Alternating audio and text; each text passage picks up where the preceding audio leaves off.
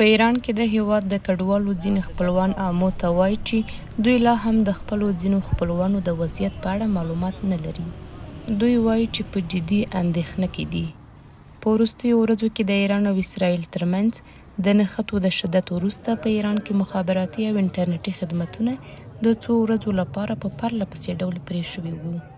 تقریبا 2 هفته میشد که ازشون هیچ خبری نداریم، اصلا نمیفهم در چه حالت هستن. ما همراه با فامیل نگرانشون هستیم که اونا چی شرایطی در ایران سپری میکنن. خطی هم نمیتونیم باشون تماس بگیریم، اینترنت هم قطع شده و ما واقعا خیلی نگران از این هستیم که اونا در چه حالت هستن، مرده هستن، زنده هستن، کجا هستن.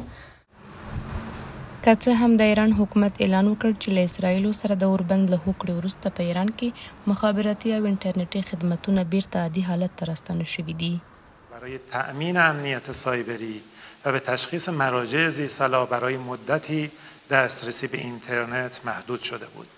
اکنون و با توجه به هماهنگی صورت گرفته و دستور رئیس جمهور محترم اینترنت دوباره در دسترس شماست.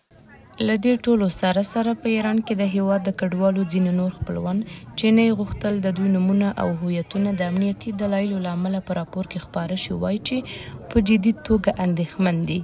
له یوې خوا د دوی خپلوان د طالبانو لخوا د غچ اخیستنې له ګواښونو سره مخ دي او له بلې خوا په ایران کې د هیواد د کډوالو وروستۍ ننګونې د اندېښنې وړ دي.